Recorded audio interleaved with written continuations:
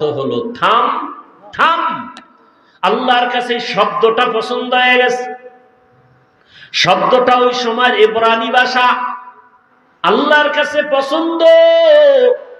কিয়ামত পর্যন্ত এই পানির নাম হয়ে গেল কি? জমজম।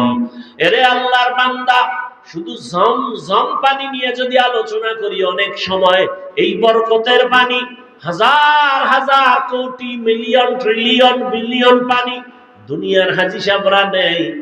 যেখানে পানি ওই সময় ছিল এখনো কমেও না বাড়েও না।